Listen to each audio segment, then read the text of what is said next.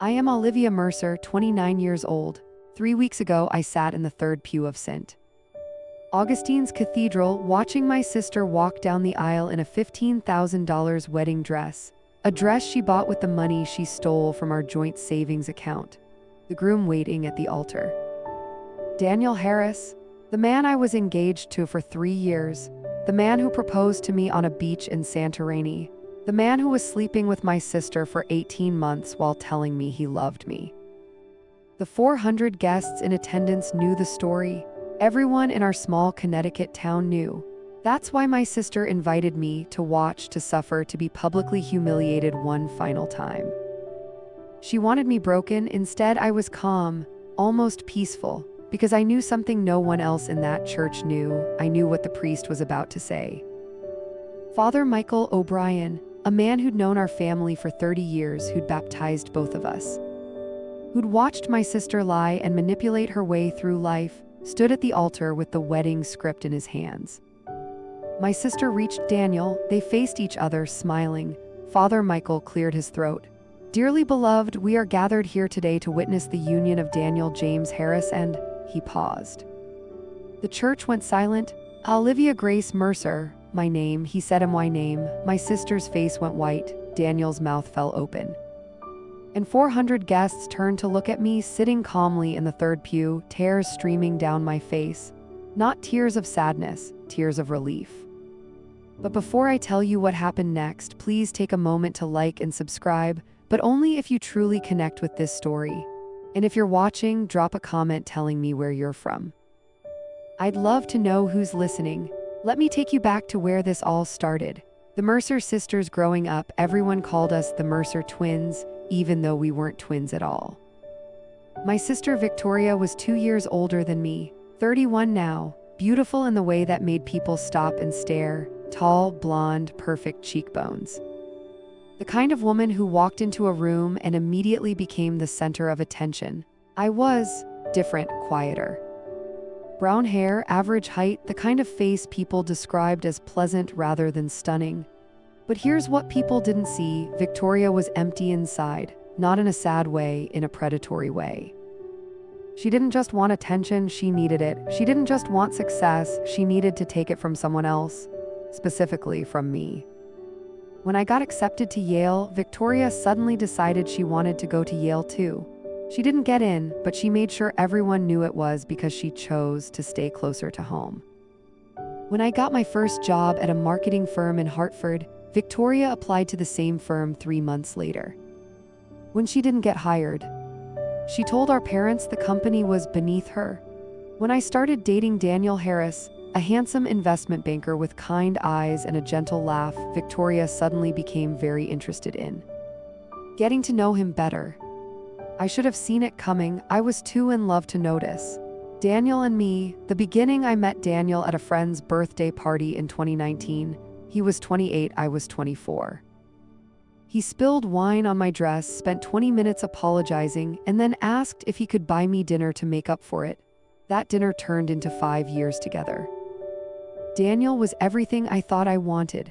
Successful but humble, funny but kind. He remembered little things, my favorite flowers, the way I liked my coffee, the anniversary of my grandmother's death. He proposed in September 2022 on a beach in Santorini. Sunset, violin player, the whole thing. I said yes. Of course I said yes. We set the wedding date for June 2024. I started planning immediately: venue, catering, flowers, dress. I wanted it to be perfect. Victoria was my maid of honor, she insisted. "We're sisters," she said, hugging me. "I would never forgive you if you chose someone else." I believed her. That was my first mistake. The signs I ignored. Looking back, the signs were everywhere. Sign 1, the business dinners. Daniel started having business dinners 3 times a week. He said they were with clients. He said he couldn't miss them. One night, I saw a receipt in his jacket pocket. The restaurant was in New Haven, an hour away from Hartford. The bill was for 2 people, 2 glasses of wine, 1 dessert with 2 spoons. I convinced myself it was a client meeting. Sign 2, Victoria's sudden interest. Victoria started calling me more often, not to talk about me, to talk about Daniel. How's Daniel doing with that big project? Did Daniel get that promotion he wanted? You're so lucky to have a man like Daniel. She knew details about his life that I hadn't told her. I assumed they'd talked at family dinners. Sign 3, the phone. One night, Daniel fell asleep on the couch. His phone buzzed, a text from gym trainer, "Miss you already." Last night was incredible. I stared at it for 30 seconds. Then I convinced myself it was a wrong number or maybe a joke from a coworker. I didn't check further. I didn't want to know. Sign 4, the perfume. Victoria started wearing a new perfume, something expensive and distinctive. One night I hugged Daniel when he came home and I smelled it on his collar. "New cologne?" I asked. "No," he said, "must be someone at the office." I believed him. I needed to believe him. January 2024, the truth. 5 months before my wedding, my world collapsed. I came home early from work, a migraine, nothing serious. Daniel's car was in the driveway. I assumed he was working from home. I walked in quietly, not wanting to disturb him if he was on a call. I heard voices from the bedroom, a woman's laugh, Victoria's laugh. I stood in the hallway, frozen, listening. "She has no idea," Victoria was saying. "She's so trusting." "It's almost sad. I feel guilty sometimes," Daniel said. "Don't, you made your choice, you chose me." "I know, but the wedding is in 5 months. How do we don't do anything yet. We wait until after the wedding planning is done. Then you tell her you're not ready. You break off the engagement. We wait 6 months for appearances and then we announce we're together." "That's cruel, Victoria." "That's smart. If we do it now, she'll know, everyone will know." "We need to control the narrative." Silence. Then, "Come here." I heard the sounds that confirmed everything. I stood in that hallway for 3 minutes, unable to move. Then I walked out, got in my car, and drove to my best friend Hannah's apartment. I didn't cry. I was too shocked to cry. Hannah poured me a glass of wine and sat with me. "What are you going to do?" she asked. I stared at the wall. "I don't know yet, but I'm going to do something." The confrontation that didn't happen, I didn't confront them. I know that sounds crazy. I know you're thinking, why didn't you scream at them? Why didn't you throw things? Why didn't you expose them immediately? Because I'd watched Victoria my entire life. I knew how she operated. If I confronted her now, she'd spin the story. She'd make herself the victim.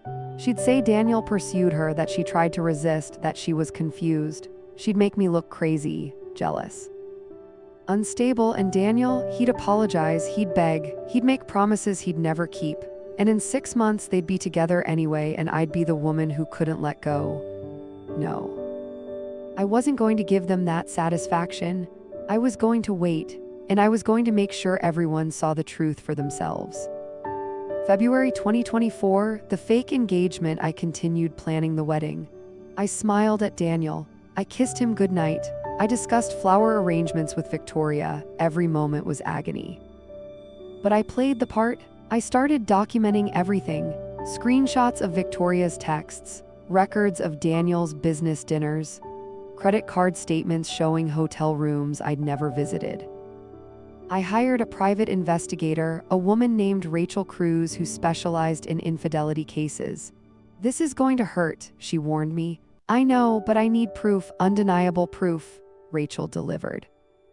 Within 3 weeks, she had 47 photographs of Daniel and Victoria together, restaurants, hotels. Even a weekend trip to Vermont they'd told me was a work conference. And a spa retreat, respectively. Hotel receipts, text messages obtained through a legal method I won't describe here. A timeline showing their affair started in July 2022, 3 months before Daniel proposed to me. He was sleeping with my sister when he asked me to marry him. I sat with those photographs for hours, then I started planning. March 2024, the breakup on my terms. In early March, I called a family dinner at my parents' house. Daniel was there. Victoria was there, my parents, my aunt, my grandmother. I stood up and clinked my glass. "I have an announcement," I said. "Daniel and I have decided to end our engagement." Gasps. My mother's hand went to her mouth. Daniel looked confused. "Olivia, what?" "We've grown apart," I continued smoothly. "It's no one's fault, we just want different things. I wish him nothing but happiness." I took off my engagement ring, the 2-carat diamond he'd proposed with, and placed it on the table. "Daniel, I hope you find what you're looking for." I walked out. Victoria followed me to the driveway. "Olivia, are you okay? What happened? I had no idea you were." I looked at her, really looked at her. She was performing the concerned sister act. Eyes wide with fake worry, hand reaching for mine. "I'm fine," I said. "I just realized he wasn't right for me. But you were so happy. People change." I got in my car. "Take care of yourself, Victoria." I drove away, leaving her standing there, confused. She thought she'd won. She had no idea the game was just beginning. April-May 2024, watching them fall into the trap within 2 weeks of my breakup, Daniel and Victoria were officially together. They didn't wait 6 months. They didn't control the narrative. My unexpected exit had thrown off their timeline and they panicked. "I can't believe she's already moved on," Victoria told my mother. "She seems so unbothered." "I'm worried about her." What Victoria didn't realize was that my unbothered attitude was strategic. It drove her crazy. She needed me to suffer. She needed me to cry, to beg, to ask why. My calm acceptance was the worst possible response, so she escalated. In late April, Victoria announced that she and Daniel were engaged. A whirlwind romance, she called it, love at first sight. She set the wedding date for October 2024, 6 months after my breakup. And then came the invitation, hand-delivered by Victoria herself, gold envelope, calligraphy. "You are cordially invited to the wedding of Victoria Ann Mercer and Daniel James Harris." She handed it to me at our mother's birthday dinner in front of the whole family. "Olivia, I know this might be awkward, but you're my sister. I want you there. It wouldn't be the same without you." Everyone was watching, my mother, my grandmother, my aunts and uncles. If I refused, I'd look petty, bitter, unable to move on. If I accepted, I'd have to watch my sister marry my ex-fiancé. Victoria was smiling. This was her power move, her final humiliation. I smiled back. I'd be honored to attend. Her smile flickered just for a moment. She'd expected resistance. She'd expected tears. She didn't know what I had planned.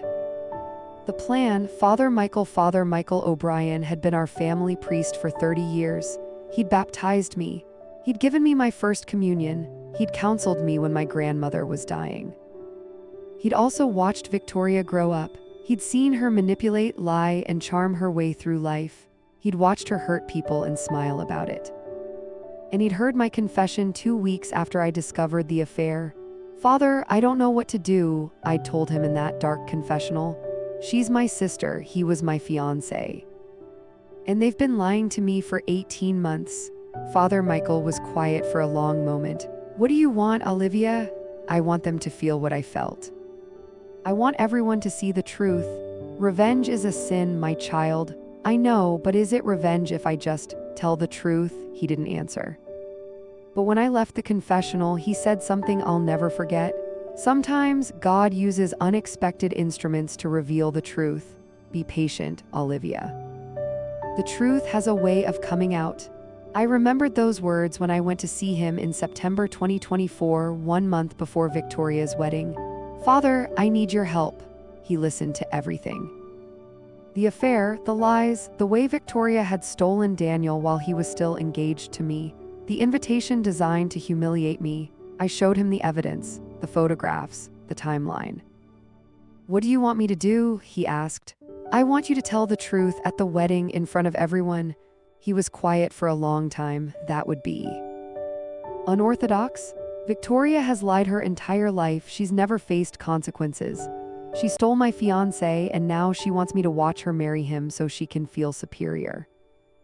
"I'm not asking you to stop the wedding. I'm just asking you to say my name once. At the beginning, let everyone see her reaction. Let the truth speak for itself." Father Michael looked at me. "You realize this could destroy your relationship with your family?" "My relationship with Victoria is already destroyed. She just doesn't know it yet." He nodded slowly. "I'll do it. But not for revenge, Olivia, for truth, because your sister needs to learn that lies eventually catch up to you." "Thank you, Father. Don't thank me yet. What happens after? That's between you and God." October 12th, 2024, the wedding day. The morning of Victoria's wedding was beautiful. Clear sky, golden autumn light, St. Augustine's Cathedral was decorated with white roses and candles.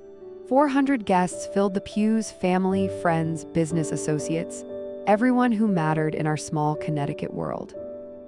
I arrived early, took my seat in the third pew, wore a simple navy dress, elegant but understated.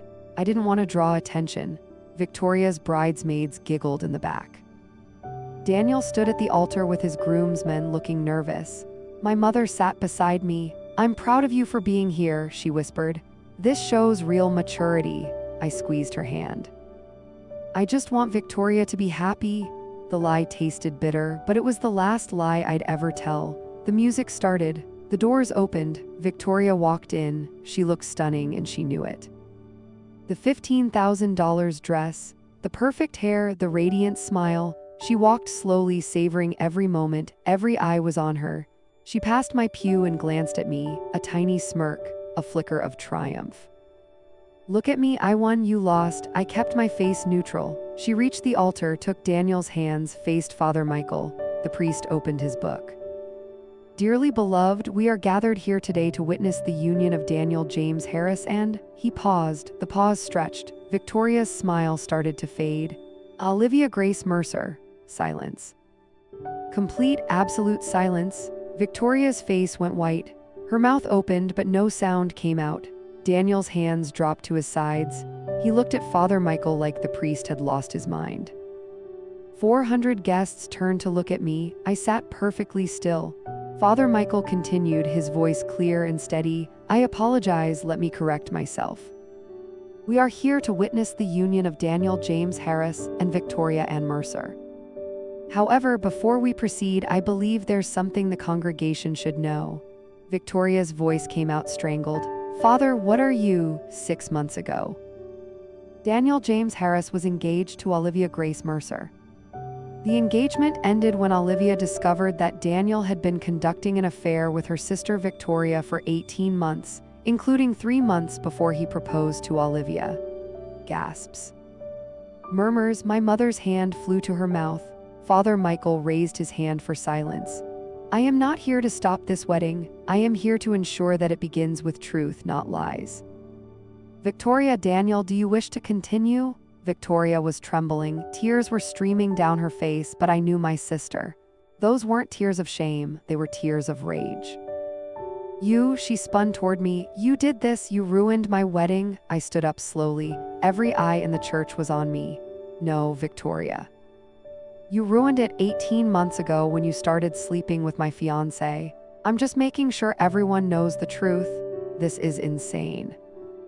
"Father Michael, you can't." "I can," the priest said quietly. "And I did. Because for 30 years I've watched you lie and manipulate your way through life, Victoria.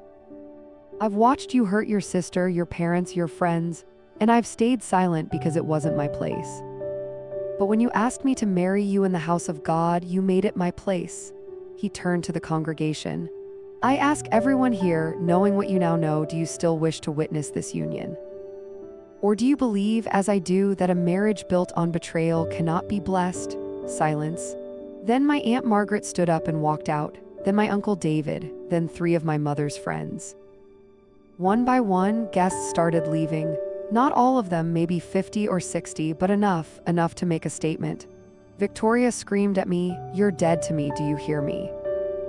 Dead? I looked at her, this woman I'd grown up with, shared a room with, loved despite everything, and I felt nothing. "I've been dead to you for years, Victoria. You just didn't bother telling me." I walked out of the church. I didn't look back. The aftermath. Victoria and Daniel got married that day. A shortened ceremony, fewer than half the original guests. No reception, too many people had left. My mother called me that night. "Olivia, what you did was cruel." "What Victoria did was cruel, Mom." I just told the truth. "You humiliated her in front of everyone." "She humiliated me first. She just did it in private where no one could see." Silence. "I don't know if I can forgive you for this." "That's okay, Mom. I don't need your forgiveness. I did what I needed to do." She hung up. My father called the next day. His reaction was different. Olivia, I'm not saying what you did was right, but I understand why you did it. Your sister has been difficult for a long time. Maybe this is the wake-up call she needs. Thanks, Dad. I love you, both of you, even when you make it hard. 6 months later, present day, it's been 6 months since the wedding. Victoria and Daniel are still married technically, but from what I hear through family channels, things aren't going well. Turns out, a relationship built on betrayal doesn't magically become healthy once you're married. Daniel's family never accepted Victoria after the truth came out. His mother refuses to be in the same room with her. Victoria lost several friendships. People she'd known for years quietly distanced themselves. No one wants to be close to someone who'd betray their own sister. And me, I'm doing better than I ever have. I moved to Boston 3 months ago. New job, new apartment, new life. I started therapy not because I regret what I did, but because I needed to process everything. The betrayal, the rage, the satisfaction. My therapist asked me once, "Do you feel guilty about what happened at the wedding?" I thought about it for a long time. "No," I said finally. I feel free. What I learned, if this story resonates with you, here's what I want you to take away. 1. Trust your instincts. I saw the signs for months. The receipts, the texts, the perfume. But I ignored them because I didn't want to believe. Trust yourself. If something feels wrong, it probably is. 2. Don't confront in the heat of the moment. When I discovered the affair, my first instinct was to scream, to cry, to throw things. But that would have given Victoria and Daniel control of the narrative. By waiting, by planning, I ensured that the truth came out on my terms. 3. Document everything. The private investigator. The photographs, the timeline. When the time came, I had proof that no one could deny. 4. Choose your allies carefully. Father Michael didn't help me because he wanted revenge. He helped me because he believed in truth. Find people who share your values, not just your anger. 5. Betrayal reveals character. Daniel's betrayal hurt, but it also showed me who he really was. A man who would cheat on his fiancée with her sister is not a man worth crying over. Victoria did me a favor by revealing his true character before I married him. 6. Living well is the best revenge. I could have spent years being bitter. Instead, I moved on. I built a new life. And every time Victoria sees how happy I am without her, it burns more than any confrontation ever could. A final note: 3 weeks ago, I got a letter from Victoria. Handwritten, 3 pages. Olivia, I know you'll never forgive me, but I need you to understand. I didn't plan for this to happen. I fell in love with Daniel. I couldn't help it. I know that doesn't excuse what I did, but I hope someday you'll understand that love isn't something you can control. What you did at the wedding was cruel. You humiliated me in front of everyone I care about. You destroyed relationships I'll never get back. I hope you're happy. Despite everything, you're still my sister. I hope someday we can talk. I read the letter twice. Then I wrote back 1 sentence. Victoria, you didn't fall in love. You stole something because you couldn't stand to see me happy. That's not love, that's pathology. Don't contact me again. I mailed it the next day. I haven't heard from her since. The truth about Father Michael. People ask me if Father Michael faced consequences for what he did. The diocese received several complaints. There was an internal review. But here's the thing: Father Michael didn't lie. He didn't refuse to perform the ceremony. He simply stated facts that were true and verifiable, and asked the congregation to make their own decision. The review concluded with a private reprimand. Father Michael is still the priest at St. Augustine's. I visited him last month. Any regrets, Father? He smiled, that gentle, knowing smile I'd known since childhood. Olivia, I've been a priest for 40 years. I've performed hundreds of weddings. Most of them were joyful occasions, some were not. He paused. Your sister asked me to bless a union built on lies. I couldn't do that in good conscience. What I did was not revenge, it was truth. And truth, however painful, is always better than lies. Thank you, Father, for everything. Don't thank me, child, thank yourself. You had the courage to stop pretending. That's harder than most people realize. Where I am now, I'm 29 years old. I live in Boston. I work at a marketing agency. I have a small apartment with a view of the harbor. I'm not dating anyone seriously yet. I'm not ready. but I'm open to it someday. I talk to my father once a week. My mother occasionally. We're working on it. I don't talk to Victoria. I don't plan to. Some people think I'm bitter, that I can't let go, that I ruined a wedding over old drama. But here's the truth, I'm not bitter, I'm free. For 18 months, I was lied to by the two people I trusted most. I was made to feel crazy for sensing something was wrong. I was treated like an obstacle to be managed, not a person to be respected. The wedding wasn't revenge, it was a closing statement. I wanted everyone to know the truth. I wanted Victoria to face just once the consequences of her actions. I wanted to walk out of that church knowing I'd never have to pretend again, and I did. Final thoughts: if you're watching this and you've been betrayed by a partner, by a sibling, by someone you trusted, I want you to know something: you're not crazy, you're not overreacting. You deserve better, and you don't have to forgive people who aren't sorry. Forgiveness is for people who acknowledge what they did. Victoria never acknowledged anything. She blamed me. She made herself the victim. She's still making herself the victim. I don't owe her forgiveness. Neither do you owe forgiveness to the people who hurt you without remorse. What you owe yourself is the truth. Tell it, live it, and never apologize for it. If this story meant something to you, please like, subscribe, and share it with someone who needs to hear it. Resources in the description. How to recognize signs of infidelity, setting boundaries with toxic family members, rebuilding after betrayal, finding a therapist who specializes in relationship trauma. Leave a comment. Have you ever had to choose truth over family peace? What happened? Thank you for listening. This is my story. What's yours?